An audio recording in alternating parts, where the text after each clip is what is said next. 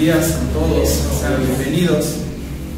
Vamos a continuar con nuestros estudios acerca de oyendo la palabra de Dios, la predicación expositiva. En el estudio anterior vimos qué es la verdadera espiritualidad. Y en el estudio de hoy vamos a ver por qué eres tú responsable de la enseñanza de tu iglesia. La razón por la que muchos de nosotros hemos salido de películas, apagado programas de televisión o cambiado la emisora de radio es que entendemos que somos responsables de lo que vemos y oímos. Debemos sopesar cuidadosamente lo que consumimos a través de los medios de comunicación, lo que permitimos que influya en nosotros y lo que aprobamos. Esto a veces significa el rechazo de lo que vemos u oímos apagando.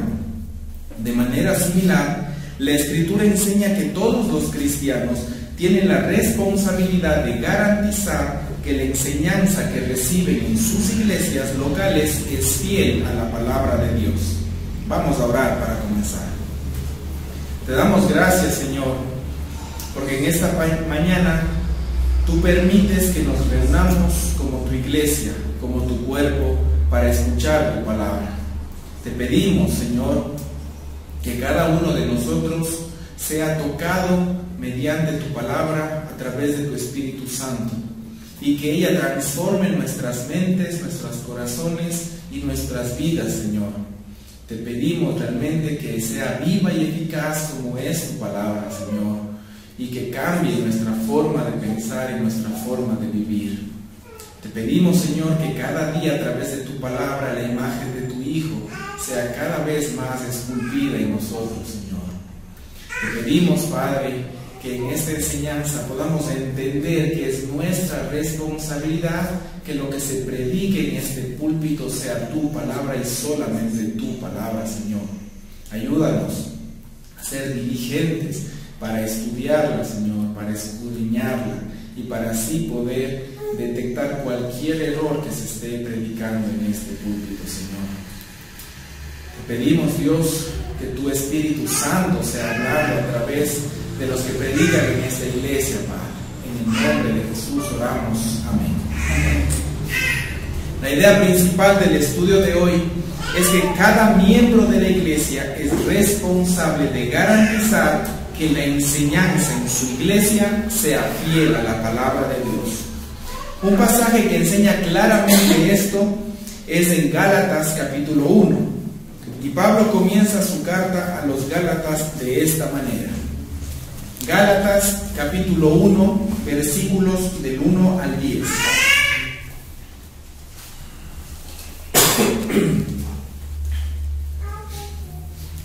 Pablo, apóstol, no de hombres ni por hombres, sino por Jesucristo y por Dios el Padre que lo resucitó de los muertos, y todos los hermanos que están conmigo, a las iglesias de Galacia.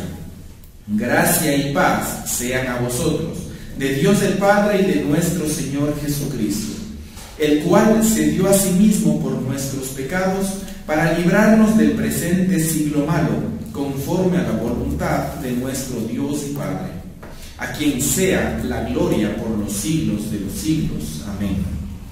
Estoy maravillado de que tan pronto os hayáis alejado del que os llamó por la gracia de Cristo para seguir un evangelio diferente. No que haya otro, sino que hay algunos que os perturban y quieren pervertir el evangelio de Cristo. Mas si aún nosotros o un ángel del cielo os anunciare otro evangelio diferente del que os hemos anunciado, sea anatema. Como antes hemos dicho, también ahora lo repito, si alguno os predica diferente evangelio del que habéis recibido, sea anatema. Pues, ¿busco ahora el favor de los hombres o el de Dios? ¿O trato de agradar a los hombres? Pues si todavía agradara a los hombres, no sería siervo de Cristo. La carta de Pablo es dirigida a las iglesias de Galacia. Aunque está refiriéndose a asuntos de enseñanza y doctrina, Pablo no solo escribe a los líderes de la iglesia, sino que a todos los miembros de la iglesia. Por tanto, al leer esta carta, deberíamos entender que nosotros como miembros de la iglesia tenemos la responsabilidad misma que Pablo pone sobre los hombros de los Gálatas. En el versículo 6, Pablo dice a los Gálatas lo maravillado que está porque pronto se han dejado a aquel que los llamó a la gracia de Cristo, siguiendo otro evangelio, que realmente no es ningún evangelio en absoluto. Pablo está sorprendido de que los creyentes gálatas, quienes aparentemente habían sido cristianos por un tiempo corto, tan pronto se hayan vuelto enseñanzas falsas, abandonando a Cristo y al evangelio. Los algunos que Pablo describe en el versículo 7 están causando problemas a los gálatas y distorsionan el evangelio de Cristo. Pablo luego explica en realidad que están predicando otro evangelio, por lo cual van a enfrentar una terrible condenación, según los versículos 8 y 9. Pablo escribe en el versículo 6 que los gálatas han abandonado a aquel que los llamó a la gracia de Cristo, es decir, que han dejado a Dios mismo. Esto nos enseña que la doctrina no es meramente académica o un asunto intelectual. Más bien, creer una doctrina falsa es alejarse de Dios. En los versículos 8 y 9, Pablo en 2 ocasiones maldice a cualquier persona que predique otro evangelio aparte del que los gálatas habían creído. Eso nos enseña que Pablo entiende que hay un solo evangelio verdadero y que las consecuencias eternas dependen de si aceptamos y proclamamos ese evangelio. Como nos enseñan en los versículos 1 y 2, Pablo deriva su autoridad como apóstol de Dios mismo.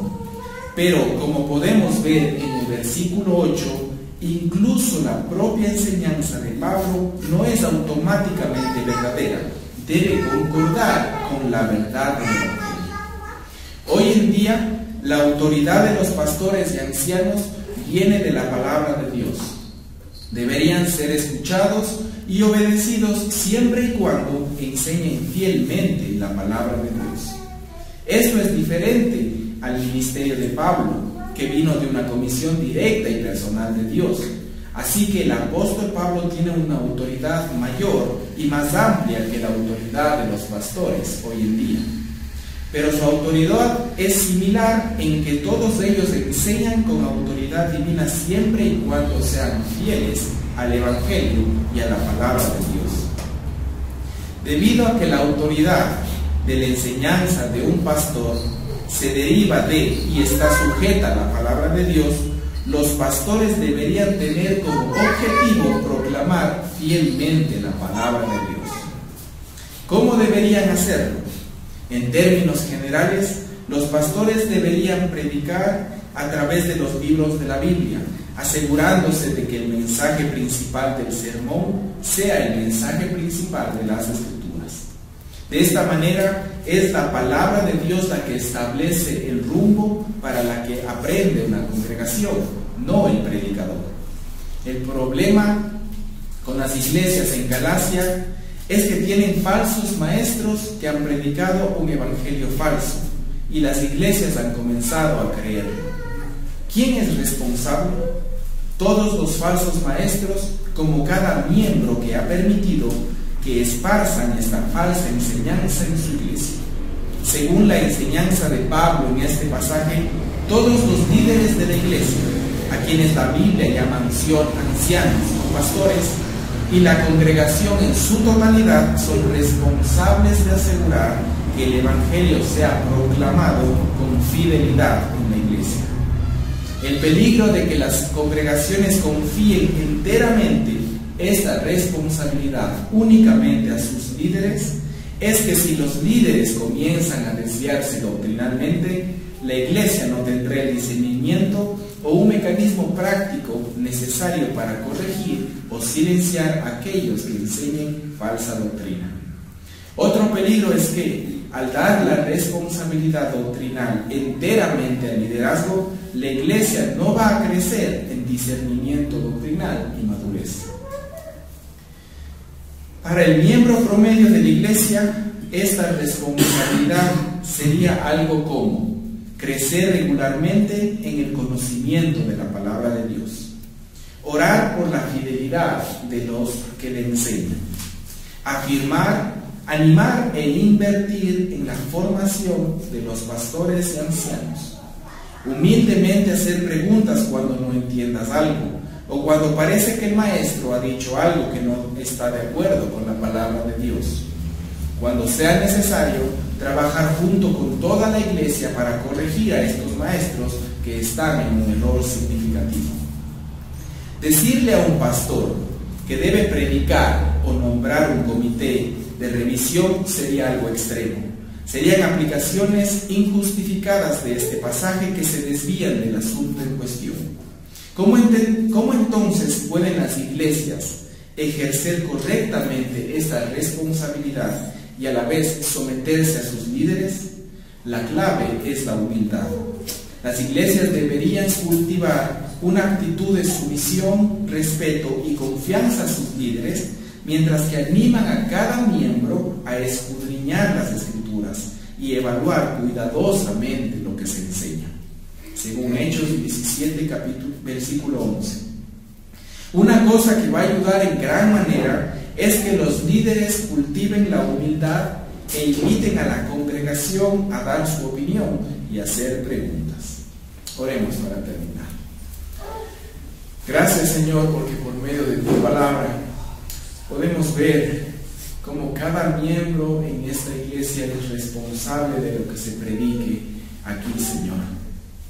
Te pedimos, Dios, que cada miembro sea diligente para estudiar tu palabra, para escudriñarla, Señor, para meditar en ella de día y de noche. Te pedimos, Dios, que cada miembro en esta iglesia tenga esa responsabilidad en sus hombros, Padre, y que realmente entiendan sus mentes y sus corazones de que cada uno de nosotros somos responsables de lo que se predique aquí, Señor. Ayúdanos, Padre, a invertir nuestro tiempo en tu palabra, en oración, en comunión contigo, Señor, y con nuestros hermanos. Te pedimos, Dios, que cuides a cada persona que predica en este púlpito, Señor, que cuide su mente y su corazón, y que cada persona sea diligente al estudiar tu palabra para preparar tu mensaje, Señor. Porque lo único que queremos, Señor, es transmitir tu mensaje, Señor, no el nuestro, no nuestro entendimiento, no sabiduría humana, Señor, sino lo que tú has revelado a través de tu palabra. En el nombre de Jesús oramos. Amén.